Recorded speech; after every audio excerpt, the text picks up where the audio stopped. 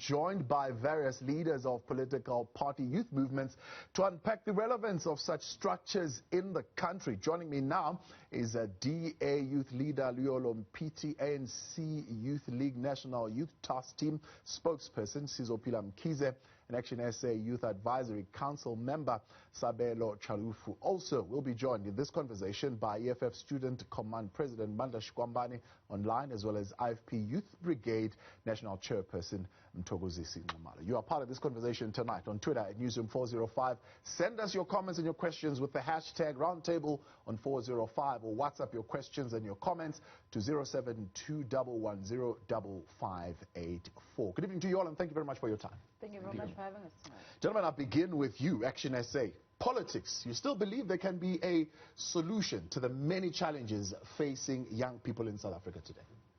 Good evening, Thabo, and thank you for having us. Well, also thank you for bringing us, in a forum today with the ANC, their graduate school of corruption in the Youth League. Thank you for having us with the current faction of the ANC, the anarchist faction in the EFF, and the KZN Rural Brigade in the IFP. Look, as a starting point, it's very important for us to note that we do believe, in fact, that there is a place for young people in South African politics. In fact, young people's place in South African politics ought to be at the center of the table. There is nothing that happens in South Africa right now that doesn't disproportionately affect young people negatively. So there's no reason, in fact, for young people to stay out of politics, and to stay out of politics probably for as long as they've done. We have a very high unemployment rate. We have students struggling to get funding and things like that. And so young people ought to be here. They ought not, in fact, to be put aside at a Bantustan that says, young people, you go and sit there, go and play by yourselves. Young people ought to be at the top tables of every structure. Why do they need to be in politics when they have come up with a lot of innovative and impactful ways? They've impacted politics, for example, on the fees must fall, and they were not necessarily in any political formations, but the issues that were affecting young people were addressed. Well, I think to say that they were not necessarily in any political formation is probably devoid of the truth. There was a coming together of various political formations, in the same way that when the struggle for freedom was being fought, it was a coming together of various political formations. And ultimately, the goals were shared. And the goals, to an extent, at least at the time of the struggle for democracy, the goals were achieved. We're now in a different space where now we are tackling, the economic exclusion of people, of young people specifically, right, of black young people even more. Why did they need to retreat? I understand. They came together with a common purpose and common goal. After achieving the goal, why do you need to retreat and say, oh, well, we'll go back to our homes? There's no need to retreat. In fact, young people should be going harder. They should be targeting even more. The difference that, or rather, what has since taken place is, as always, whenever there's a contestation of power, power will always, coalesce around those forces within a movement which is supposed to be a movement for the progress of all, and coalesce around certain groupings or certain individuals and separate them from the grouping. And those who choose to align themselves with power will then, using their positions within the broader movement, use those positions to benefit themselves at the expense of the collective. And we are saying that ought not to be the case. And we have seen it with many of our colleagues, some who are not even here tonight. And I've already said, at least, enough to get some of the issues started. And so I won't for now. Okay, we'll get to them in a moment. Sizopila, do you believe young people today have the power at the polls or more power on the streets to impact the change that they would like to see? Thabo, thank you, and greetings to you and your viewers, firstly. Look, I do not believe that from where I'm standing, young people can be the solution while they are outside. That is why part of the things that we're calling for as the ANC Youth League is for young people to actually be the one who are in power, be the one who are in parliament taking decisions, be the one that were in municipalities, not just at the back foot of it, not just at the back seat of it, but in the forefront of decision-making tables. So young people ought not to be bystanders and just spectators. They need to be part of it. They need to come to politics, because if they don't do that, We will continue to complain about the crisis in the higher institutions of learning. We'll continue to complain about the high rates of unemployment. We're not really going to find the solutions, because as things stand now, we can't really continue to be bystanders and spectators. Young people need to be part of this. Young people need to be in politics. Are they really looking to be a part of it? Because young people participate, for example, in these processes. You revive the ANC Youth League, and they'll go vote, and they will still vote for the senior citizens who go and fill up parliament, and vote for the senior citizens who go in and fill up the executive. So do you really consider yourself as being a part of the process when that actually happens? Maybe let me tell you something about the ANC Youth League, Thabo. The ANC Youth League was formed in 1994, I mean in 1944. The ANC Youth League being formed in 1944 was formed by young people in the ANC who saw to it that not all is well in the organization and something needed to change. This is the same with the today's generation, ourselves.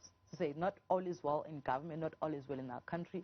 What is it that we need to do to move forward and to make sure that we bring solutions to the current epoch. We bring solutions to what is happening in the country, and we make sure that young people have a voice. Because currently now, young people don't really have a voice. That is why you are going to have my brother here, who I think most of the South African citizens, the first time they even hear about, what is it, Act as One or Act as One, whatever it is, it's the first time they are going to hear about it. I'm saying young people are not really having a serious voice that is standing up for them, that is speaking their issues, that is talking about their issues. That is why we're saying, in reviving the ANC Youth League, it's very important that we bring back all the political formations to what exactly is at the core of the existence. What is it that they need to do?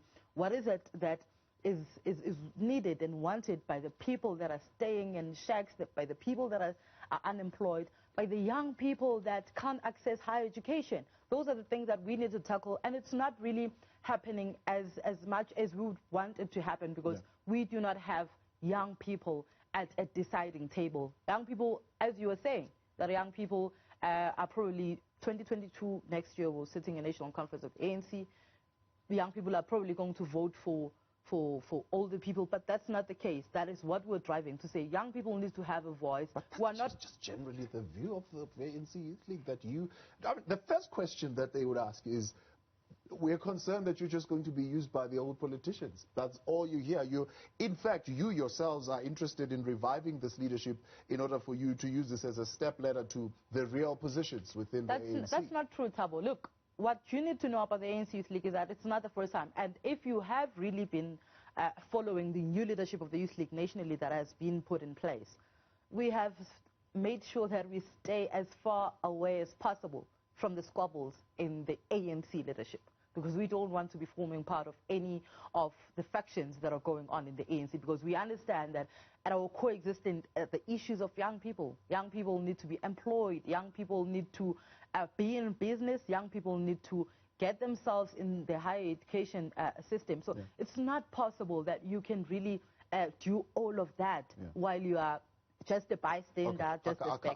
I'll come back and you'll unpack that a little bit more. Luyolo, talk to me. The political system in South Africa viewed as far too rigid, as a systemic thing, by design, by pure design. Do you believe that young people understand what's going on as far as, for example, policy design at a universal level in terms of the process, not in particular issues that concern them at that particular time? Thank you, Thabo, and a very good evening to the viewers as well. I think the first important thing that we need to realize is that there are many young people in this country that are doing amazing work in different fields. Politics is not the only vehicle to change South Africa or to make a change in South Africa. Young people, whether in business or civil society, NGOs, are actually doing the work of capacitating young people in this country. And so to merely just delegitimize that work to young people being part of political parties or part of the political system is not doing justice to the conversation. And so what I want to say in terms of policy is that we have not been able to have young people really intervene in policy, particularly on a parliamentary level, where young people are being able to bring their tables to the forefront. And the reason is that young people don't have the position to sit on those tables, as has been said. But why? Because you view yourself as political infants? No, we don't. If you look at the DA, for example, where the majority of young people in parliament are actually coming from the DA under the age of 30, we have the most young people in those positions, and young people are actually tabling solutions. We're looking at the NYDA amendment bill. Young people are bringing their ideas to the forefront. We're looking at the disability rights bill that's in front of parliament right now, and young people are saying the question, why are we not speaking about young people with disabilities? And so these are the issues that we are bringing to the forefront. But we must understand that there remains barriers to entry, particularly for young people in politics. And that is why we don't need a superpower youth league to give a top-down approach to young people. Young people know what they want. We know that young people are saying they want to get a job. They want to understand how they're going to be able to start a business in this economy. They want to understand how they're going to, the education that they have now from primary to secondary school is actually benefiting them when they leave school. So these are the questions that they're asking. Their voices are not lost. It's just that their voices are not being answered. Where have they been the last 10 years? I mean, is there a tangible youth formation that has risen up in the last 10 years that you can point to? I think nationally? I think the mistake is that we're always looking for someone to save us as young people. We're always looking for the ANC Youth League to revive itself and become, you know, what it was. And that is not where we are right now as a generation. As a generation, we need to be youth leaders that are collaborative and build partnerships with young people in different fields and factors in society and sectors in society, and say to them, we have the solutions, let's come together and work together. It's not about the t-shirts that we wear. And I think we need to move away from this conversation to do justice to this conversation, to the viewers watching at home, not to mudsling, but to actually bring solutions on the table of how we're going to take South Africa forward and center young people. All right, we come back in a moment here on the Newsfeed Late Night. We get the EFF to speak, we'll get the IFP to speak as well.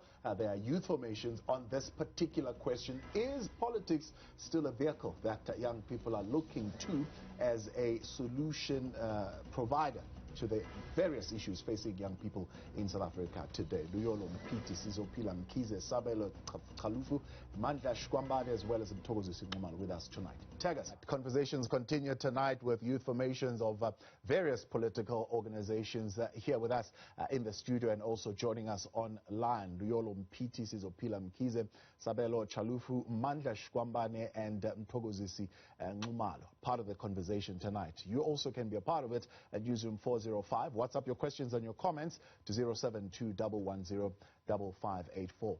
Mandla, good evening and thank you for your time tonight on the Newsfeed Late Night. Assess for us the state of youth leadership in the country. Does this force still exist, or do we have a leadership crisis in the youth formations? Thank you very much, Thabo, and also let me greet all your viewers, people who are actually viewing this program, and also let me appreciate the fact that you brought the EFF Students Command together with the right-wing formations representatives. We know what they represent, and we know where they come from, and we know where they are going. That's why we seem to be having crisis today, is because of the type of leadership that we had before. The formation of the EFF and also equally the formation of the EFF Students Command. Generally, we can't rule out the fact that youth can still play a role in determining the future of this country. What needs to be done by the young people of South Africa is that they need to actually identify their mission. Once you identify your mission, you know what you want and you know where you are going and you know where you are currently are, then you will have a direction. The reason we seem of not having direction is that the youth of today, they have lost and they don't know what they actually want. But we are happy because the EFF and the EFF Students Command, since its formation, we have given direction, particularly the Students Command in the institutions of higher learning, wherein we brought a number of issues that which seems to be representing and also doing well for the young people of this country. What needs to be done and by young people of South Africa is that they need to identify themselves. They need to know what they want. One of the issues that which we want as young people of South Africa is economic freedom in our lifetime.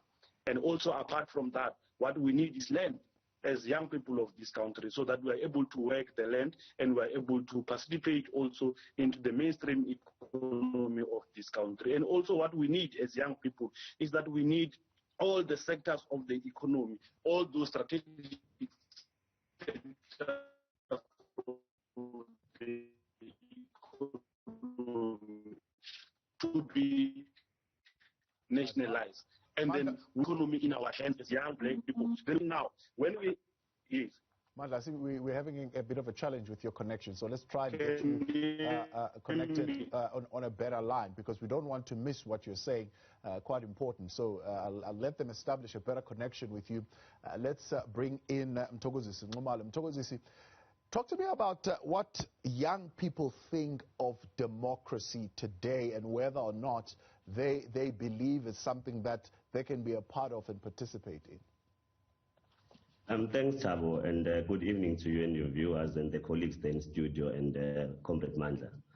Thabo, let me start by saying that it is rather very unfortunate that as youth leaders of this country in organizations that we come from differently, we have to have this discussion here today hosted by Newzroom Afrika, when we have had an ample opportunity ourselves to say what are the common challenges that are facing young people in our country. And then we sit together collectively as leaders and try to strategize the issues or matters that affect young people collectively, because the issues that are being raised and that young people are raising across the country, they run across political lines. It does not only affect IFP members or no ANC members, but it runs right across. I think this is long overdue. We should have met ourselves to discuss this kind of and have this kind of discussions. And getting back to your main question, Thabo, about democracy, definitely, you know, we realize what brought this democracy, and I don't think that at any given stage, because we've got a failing government, therefore we must downplay the role of our democratic, those who fought for freedom. Because part of that was a struggle that they went for, and it was their time. We've got a different struggle now, and we are facing a government that is deliberately sidelining young people in the economy and not giving them opportunities in terms of jobs and not giving them opportunities in terms of getting to universities. Universities are being burnt down each year. So those are the challenges that we must sit collectively as young people and say, let us not identify these matters as matters of the ANC Youth League, the IFP, the EFF and whatnot, but let us look at the issues that young people in our constituencies, in our regions, in our districts have deployed us to actually go and do. And we start having that kind of conversation. Because once we start engaging in terms of what other members were speaking of about factions and whatnot, those factions do not work into the benefit of young people. Young people will fight whatever political factions that are there. But in terms of deciding when people are being placed in strategic bodies that will actually influence the decisions of young people and actually influence what young people want, they'll be out of the picture. Yeah. But I think that political parties are in a way trying to get into that space, and I think that young people we must not just surrender and look and say, no, we have been failed, we just sit back and watch. But this democracy was also for us to also benefit from it, so we must ensure that we occupy all spaces that are strategic, whether in politics or in administration or whatever societal space that is there. You're saying you have been failed. In what way have you been failed, right? Are the politics bad? Is the decision-making bad? Or is the policy implementation bad, or is all the above? The implementation, Thabo, there's no implementation. You look at any given government policy, you read it, you're satisfied, but in terms of the implementation, it's not happening. There are resolutions that are taken every 4 or 5 years in government. You've got a NDP that is not moving. You've got a youth policy that you cannot relate any young person to, but it is in essence the implementation. You know, we have been calling for the revitalization of a township economy to South Africans. It's not moving, and no one seems to care. But young people which are in that particular space, they do not have jobs, they are unable to go to school. Now, when they try to develop themselves in the ways of local or town small-scale economy, they are still not being sponsored. So in terms of implementation, I mean, Thabo, let me just expand on this. You see, people generally in the country have lost hope in politics. Now, when you broaden the scope or you bring it closer, you say that young people will therefore be influenced by those who are before them to say that we voted for this government, but for the past 27 years, there's no implementation. So automatically, psychologically, you're saying to the young person that we fought for the struggle, but we're also not benefiting. So what is going to happen to you? You've got a number of graduates that are not employed, that have even stopped looking for jobs. They want to start businesses, but they're not getting any help from the NYDA unless we're a comrade. So those are the kind of things that we must collectively deliberate as youth leaders. And, you know, and not get into this excitement of your first speaker of what giving political organization, all those silly things, because we know that when you're still young into politics, it gets with the excitement. Yeah. But it does not assist, the excitement does not assist the young people that has sent us to go and represent. Right. The jumping up and down does not help us. Let us sit down and discuss this kind of issues.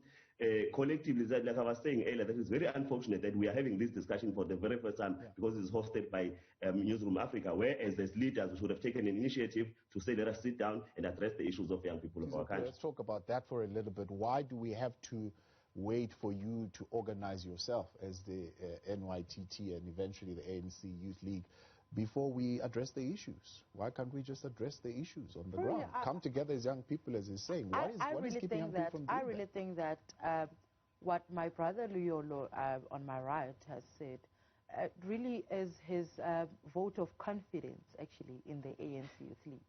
And he actually thinks that it's only the ANC Youth League that can really speak on behalf of all young people, because he has said it himself that we want to wait for the ANC Youth League to revive itself. And I do not think that we actually need to wait for any formation, for any youth formation, from where I stand, to revive itself. I remember the last conversation. I can't remember where we had it, but Luyolo was there in that conversation to say we need to organize ourselves as young people, and we need to understand what is it that young people of South Africa wants.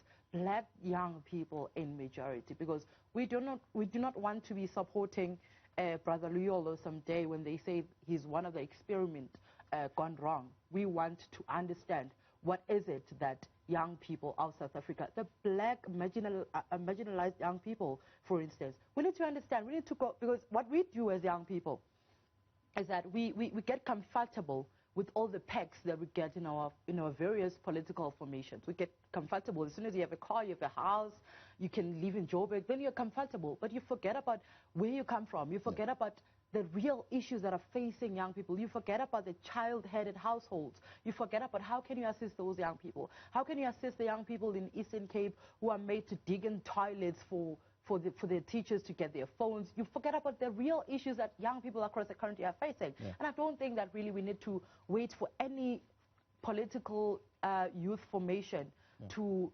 revive itself. I don't think that young people need to specifically wait on the ANC Youth League to revive itself. Yeah. We need to have this conversation now as young people. So come in. I want you to just jump in there, because I suppose you don't have the burden of baggage because you are fairly new. So you came in yesterday and you're looking at obviously the gap that is there in the last decade, that not much has actually happened. There are massive changes that have happened as far as the struggle of young people is concerned. How are you assessing where the struggle has moved to, and what are the issues that need to be dealt with? You're quite correct, Thabo. The benefit about being a new entrant is that you don't have the baggage that many of my colleagues on this panel tonight have. And it is true that, we enter with a platform where we have a blank canvas. And we are saying we have done our dialogue with the people. And 2.4 million South Africans, engaged us. And they told us the kind of things that they want. Right? And they told us that they want, ethical leaders. They told us that they want economic opportunities, And, as we discuss here now today, and I do want to agree with my brother from the IFP, that it is in fact most unfortunate that we are having to sit here now today when we could have had these discussions before. And the fact of the matter is, when some of us, the new entrants, as my sister Sizopila points out, when we have sought to engage them to say, guys, here are issues that we have identified to be of significance. Just the other month, just now, there was the issues with, VITS and all the rest of the universities.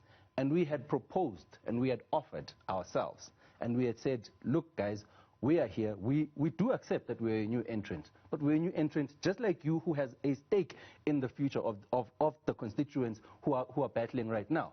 And we are proposing that we get together. And we were rebuffed, right? And we're probably rebuffed because some feel that, you are new.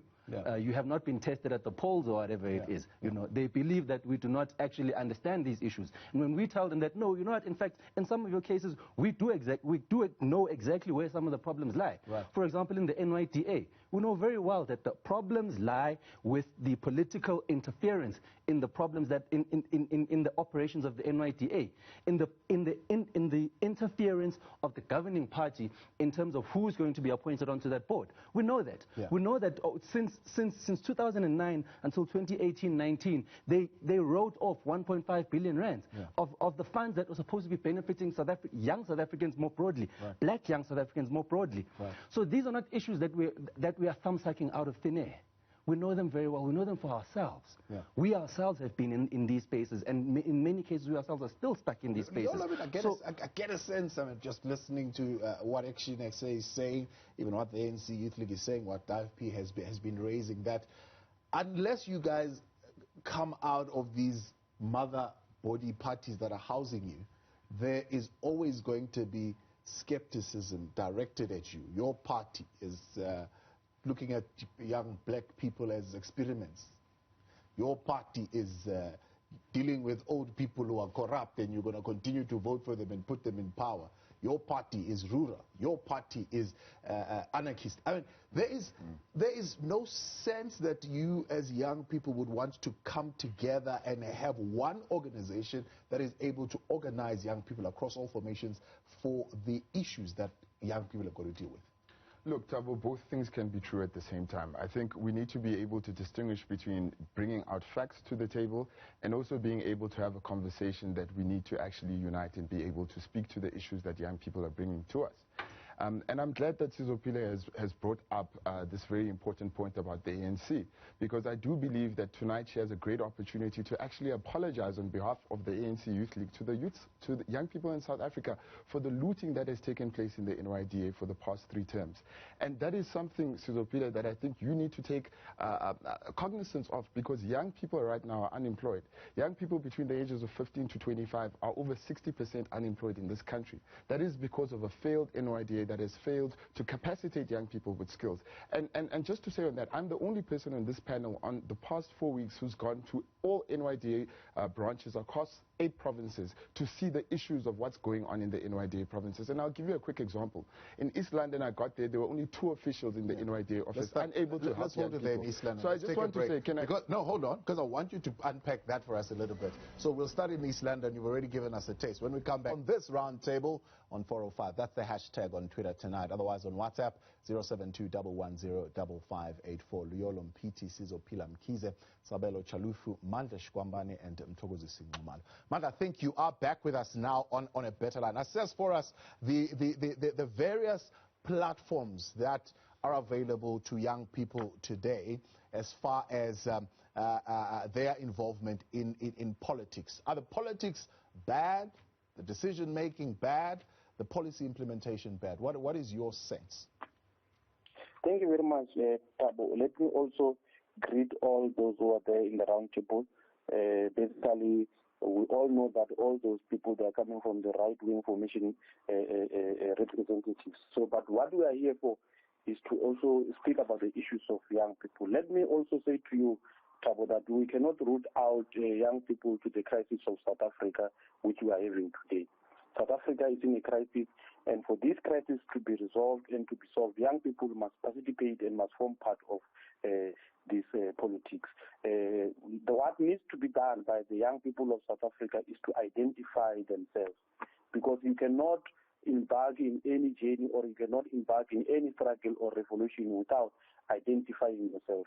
What needs to be done by the young people of this country is to know what do they want. And from where I'm sitting now, I know what are the things that the young people of South Africa want today. I will name few. 1, young people of South Africa need jobs. Young people of South Africa need education. Young people of South Africa, of course, need the land.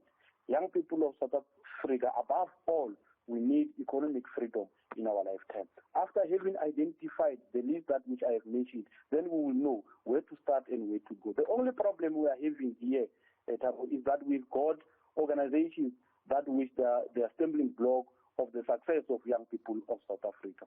We've got your ANC in leadership. We've got your DA actually in the same bed with the ANC. I can't speak about that one, or I don't know if Action SA or SA Action. I don't know them. I don't know what they represent. And also, IFP is one of the parties which has been there, but the youth formation of IFP is nowhere to be found. We don't know them. We only know them now when we sit around here and then we speak. So what we need to do is that we need to make sure that young people organize themselves. And the Students' Command have actually shown these people how to organize, because we are correctly organizing as young people in the institutions of higher learning, and we are organizing correctly very well. And this is the only formation from where I'm sitting. If we are about for, as young people of South Africa to take actions, the actions will only come from the EFF and the EFF Students' Command. The policy on the table, Mandla, right now, while you're talking about the only party is the EFF Student Command. The issue on the table right now is that the reason why the youth formations have been ineffective is because you are organizationally divided. What's your view? We are divided because we are actually in a country without direction, led by people who are divided themselves. And when other parties or political formations, they take direction, these ones who are divided, they come and divide the young people of South Africa. I'll give you an example with Fees Must Fall. You will remember what happened during Fees Must Fall. When young people of South Africa, they had a decision, they've taken a decision to say, this is where we are going. The comrades of the ANC, they are the ones who diluted the struggle.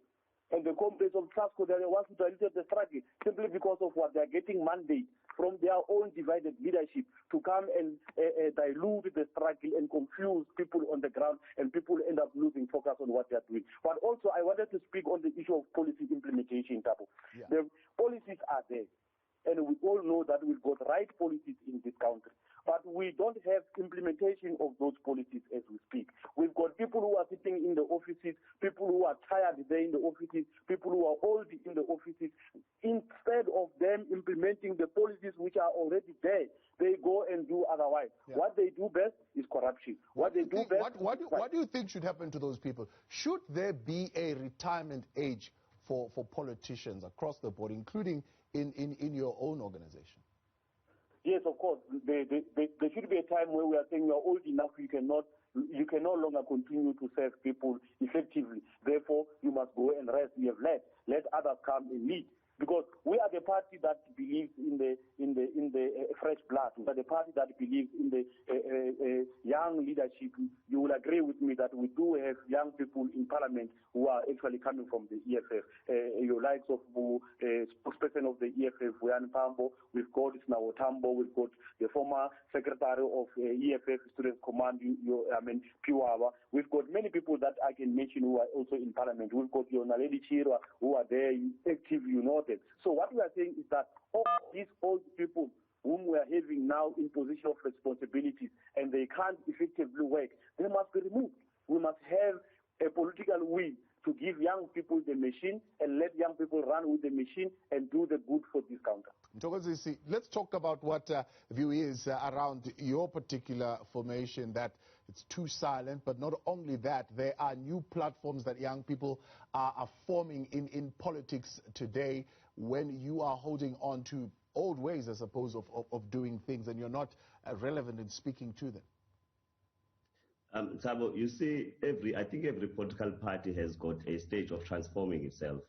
And I think the IFP, we're exactly doing that. And transformation is not something that you sleep today and wake up tomorrow being there. I think it's a process that we have taken upon ourselves, because, like Comrade Mandla is saying that he does not know the IFP. We don't know him. So, but the people who represent know us. So it's not about knowing me or knowing whom, but it's about transforming the society that has actually deployed you. And it goes to the extent of what you are saying, Thabo, about saying that are we as a political organization being visible enough?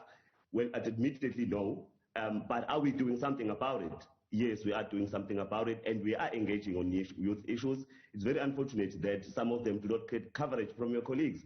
And whatever the activities we do on the ground, does not enjoy the support of those who are supposed to be telling it. But the people who actually represent know what we are doing. They are happy with the work that we have done thus far ever since we got into office.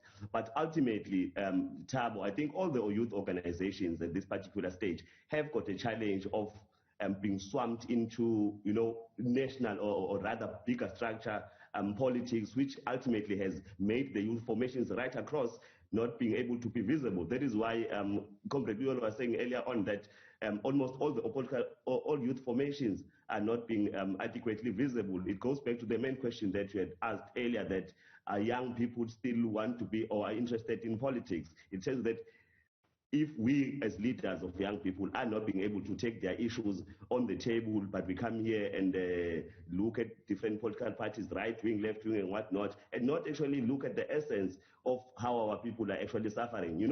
It is very unfortunate how that people speak from a very authoritative voice where they do not have the experiences of the people who carry bucket water 10 kilometers away, who are not able to go to school when it's raining. Children are being raped. There's gender-based violence, there's unemployment, there's all those issues. But we are here trying to, because I don't want this debate to denigrate to saying this part is this part is that, but let's focus on these issues. That is why earlier on, I made this is not my first time, I was saying that these formations must actually meet. Whether we disagree in that session, but we must agree to disagree in the effort of helping young people who have voted to us in different positions in political organizations, so that we come back and liberate their own struggle. I think that is the main responsibility in this generation that we must be able to identify with and go and advance that. There's a real question of generational divide, maybe loudly articulated and pronounced within the EFF and those formations than it is, for example, in the ANC, maybe in the IFP. I don't know how well articulated it is in the DA, where there is a sense that, for example, when you look at Parliament, when you look at the executive, when you look at the judiciary, there is no sense that there's an injection of young, fresh ideas, and that continues to create this gap between those who are in office right now and those who aspire to be in office. How do you deal with that? Look, Thabo, there is a serious problem of leadership in South Africa. And the problem is that we do not really put ourselves all together, all political formations, don't really put people who are going to be there for people's interests. We put people there who are going to be there for their pockets, who are going to be there for fame and all that. We need people who, like for instance, in South Africa, the largest population is young people. So when you vote in an 82-year-old person, how do you expect that person to really have a sense of what is it that young people on the ground want? But again, it's very important when we speak about young people that must take the lead, that must take the charge. We speak about the capacity of young people, because we are going to put hooligans just because they are young. You're going to put hooligans that are going to disrupt parliamentary processes. Just because they are young, they are getting into positions of power using the ticket of being young, but not really assisting young people, not really being there and being the voice of young people who do not have a voice. We're speaking today about the brutal killings of the LGBTQI communities. We have political parties that are really speaking against that, are really advocating for that community. We have people, I'm seated here today, Thabo. I'm the only woman, by the way. I'm seated amongst men, and it has been the culture in political space that women are always given your deputizing sports and all that. When we speak about transformation, we can't leave the gender transformation out of the total transformation that we're speaking of. We can't live the generational transformation when we speak about transformation. So it's very important that young people do identify. We've said it ourselves, that it's very important that old people in the ANC who have told them clearly, we've not hidden anything from them. We're saying, as we've had 2 local government elections, we are going to come for everything as young people, because we believe that we can, if we speak about ourselves, because they sit in meetings, these old people, and speak and take decisions on our behalf. We can't have that anymore. We want to be sitting on tables. I want to sit in parliament with Luyolo, with my brother here, with Nxumalo. We must sit and decide what happens on behalf of our people. Our constituency is young people, and young people today who do not have electricity back in Kanda, where I come from. Young people who walk 20 kilometers going to Vilangai High School, where I come from. I'm saying we need to understand that the gap cannot be filled by rhetoric. Sitting in studio, speaking to Thabo for fame, and getting hashtags that are going to trend on Twitter is not going to assist. We need to get to the ground as young people, get the real issues of young people. What is it that young people want? And when we've got the real issues of young people, we're then able as young people to say, young people have given us this mandate, and this is what we're going to do. Going to the conference of the ANC Youth League, going to the conference of the ANC, the conference of the DA, the conference of the IFP, the conference of the EFF. And by the way, my brother of the EFF, the last time, because we speak with people of the EFF, I was in Wits and UJ just now during their march against the academical and financial exclusion at high institutions of learning. Young people of the EFF are saying they last saw my brother when he was handpicked by the Yoweri Museveni of the EFF. They actually do not know what he represents and who he is. I'm saying we need to not have that kind of leadership. That is why I'm saying when we say young people must take over, we must also look at the capacity, the capability, and the understanding of issues of that particular person. We'll come back in a moment. I haven't forgotten. We still need to touch on what the problems are in the NYDA and what you have observed when we continue next. Luyolo Mpiti, Sizopila Mkhize, Sabelo Chalufu, Manda Shkwambane, and Mthokozisi Nxumalo. All right, our conversation, the round table with the various youth formations in the country continues tonight. Luyolo Mpiti, Sizopila Mkhize, Sabelo Chalufu, Manda Shkwambane, and Mthokozisi Nxumalo. And we're getting your views tonight coming through on WhatsApp. We'll read some of your questions in a moment. So, Luyolo, you were saying you went across all the offices. What did you observe? You went to the Eastern Cape, and what happened there? Thank you, Thabo. I think one thing that must be clear is that we have a youth unemployment crisis in this country, and I'd really like to redirect the conversation back to the issues and back to the solutions. As I was saying before, is that I went to East London, and I only found 2 officials there in the NYDA office, unable to help young people. Here in Johannesburg, when I was here in Johannesburg, the office was closed at 12 p.m. during the day. So we have a systematic problem within the NYDA that goes far beyond the politics of it, but involves the administration of it. So I think what we need to be talking about here is how do we actually reimagine this economy, including the NYDA, in a way in which we give young people the answers to challenge the issues of tomorrow, but to also fight for the challenges that we face today. And what I'm saying is that we need to give young people opportunities that are not centered on cadre deployment or the deployment of those who are politically connected. Because if you go to the streets and speak to a young person today, they will tell you that you're not going to get assistance from the NYDA unless you hold a card of the ANC. That is a shame. It's embarrassing. And that is what we need to get right in this country. How do we actually reimagine this economy to start working for young people? How do you get the ANC Youth League to divorce itself from cadre deployment? It is the policy within, well, they don't call it cadre deployment, but they say they have a deployment policy within the party. And they, of course, are governed by the It's quite simply, no, it's quite, Thabo, can I just say, it's very simple. Sizopila needs to now say that there will be no deployment. She needs to but you can't tell me make it a position. Say. She needs to make it a position of the ANC Youth League that deployment, cadre deployment needs to end, because we saw this in the NYDA. We're not telling you to end the black experiment. 6 of the 7 candidates that were elected were actually from the ANC Youth League, NEC structures. And if she doesn't see a problem with that, doesn't see the looting of the NYDA and the politicization of the NYDA at the expense of young people, is very problematic. And if she doesn't stand against cadre deployment ending in this country, then clearly it's very telling for us what she believes. But can I come in? Thank you very much. Look, what is not going to happen is that we are not going to have a white organization telling us how to run our affairs as the ANC and as the ANC. It's not going to happen. Not today, not in any time coming. What we understand, wait. It's not about we understand what is happening in the NYDA, and we really feel like we have voiced it ourselves, that we really feel like we're taking young people another step back. I mean, the process has restarted of finally appointing the NYDA board. But one mistake that we are going to make is to think that the people that have been appointed to lead the NYDA for over the years were just people that were handpicked by either President Cyril Ramaphosa or the Secretary General Ace Magashule to go and lead the NYDA. It's not the case. People apply people apply, people get shortlisted, people get interviewed, and then it's decided upon whether or not those people are qualifying to be in. It's not. But it's a different case. You raise capacity issue, right? So you're saying people apply, they are interviewed and whatnot and whatnot. But they're not displaying that capacity. They are. You had a very. No. You're not going to tell us that they are not, because we've been to the country more than you have been. By the way, the places that you always visit, my friend of the day, I do not know about you because you hardly visit any places. The places that you visit, most of them are probably places that are white places. When you go to Durban, you go to Umhlanga. When you go to Gauteng, you go to Sandton.